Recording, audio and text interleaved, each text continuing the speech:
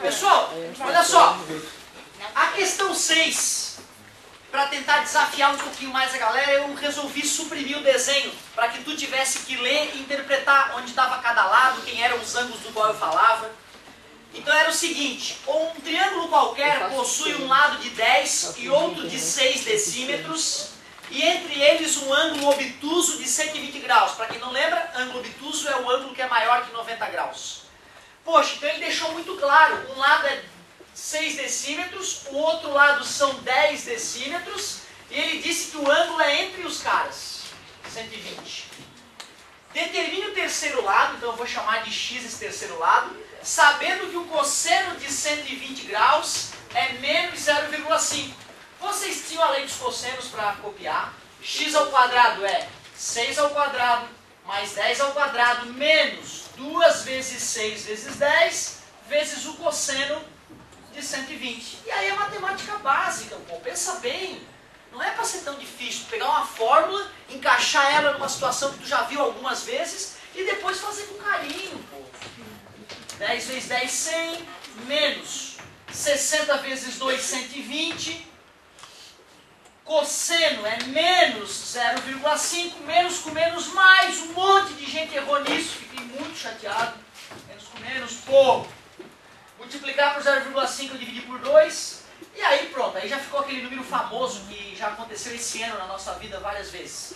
Ao quadrado passa mais ou menos a raiz quadrada, só que dizer que é menos 14 não faz sentido. Então x igual a 14 decímetros. Muita gente também se deu bem na questão, mostrando que fez a tarefa de casa. É provocativo, né? No simulado, na revisão? Eu faço isso bem parecidão mesmo para até aqui. Porque assim, cara, o momento que a gente aprende muito é quando a gente olha a questão e puta, como é que eu errei? E fica puto da cara consigo mesmo, entendeu? Vendo que foi uma bobeira.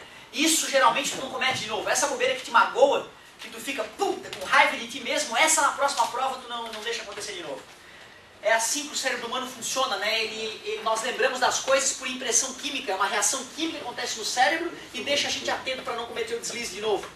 Às vezes essa reação química ela é tão forte, que quando a pessoa interage de novo com o ambiente e tem uma sensação parecida com aquilo que gerou aquela sensação inicial de memória, ela pode passar mal. Tipo, uma guerra. O cara estava numa guerra, explodiu uma bomba e ele viu os melhores amigos do batalhão dele morrendo na frente dele, com as tripas estraçalhadas, morrendo e pedindo ajuda e não pode fazer nada. Essa pessoa nunca mais vai ser a mesma pessoa na vida. A reação química que vai rolar no cérebro naquele momento de desastre é tão absurda que 20 anos depois ele pode escutar um barulho e voltar a ter a lembrança vívida daquele momento que ele viveu. Só por um rojão que um menino estourou na rua, o velhinho pode cair aos prantos, lembrando daquela sensação terrível que ele presenciou na Segunda Guerra Mundial. Tu vê, né, cara? Sabendo que o cérebro humano é assim, que nós vivemos e lembramos das coisas devido a uma impressão química no cérebro, tu pode dar um reforço a essa impressão, né?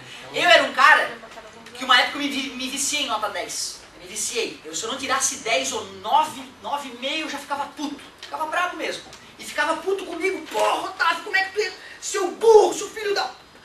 Entendeu? Esse estresse que gerava em mim quando eu não tirava 10 fez com que eu fosse aprimorando a minha atenção. Fosse, não... Aí entregar a prova, eu era o último a entregar, eu queria verificar tudo, não admitia um sinal errado.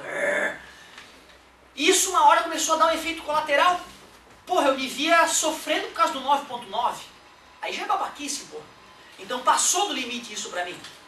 Foi lá no terceirão que eu comecei a perceber que isso estava me maltratando. Aí eu comecei a parar de me exigir tanto.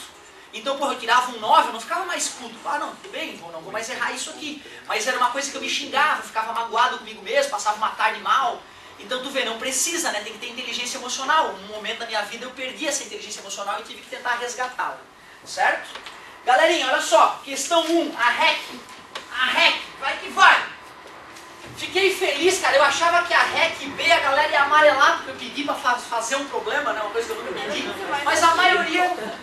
Mas alguns travaram nessa hora. Isso. Alguns até... Eu quase dei uma descontadinha pelo tipo de problema que ele me apresentou, porque não fazia sentido o que ele desenhou com o que ele botou em número. Mas como era primeira vez que eu te pedia para ser autônomo, para criar uma questão e resolvê-la, eu achei legal a postura da galera. A questão 1 ali tem uma pegadinha, né? Calcule a área de um triângulo cujos lados são 12, 16 e 20. Eu fiz a questão para que o aluno distraído fizesse poeirão, que daria bastante trabalho. O aluno atento ia verificar por Pitágoras se é um triângulo pitagórico, retângulo, ou ele faz 20 vezes 20, 400, 16 vezes 16, 256, 12 vezes 12, 144, 256 por 144, 400. Fechou o teorema de Pitágoras. Então é um triângulo retângulo, um triângulo pitagórico também pode ser chamado sem problema. E aí, já que é 90 graus, eu vou usar base vezes a altura sobre 2. A base é 16, a altura é 12, dividido por 2. 16 por 2 dá 8, 8 vezes 12 é 80 com 16, 96, falava unidade? Falava, metros quadrados. A fórmula de Herão vai funcionar, tá galera? Só que vai dar mais trabalho. Então eu fiz isso provocativamente para o aluno que é safo, que está ligado, gastar menos tempo. Só falta a última, que é o Teorema de Tales, né?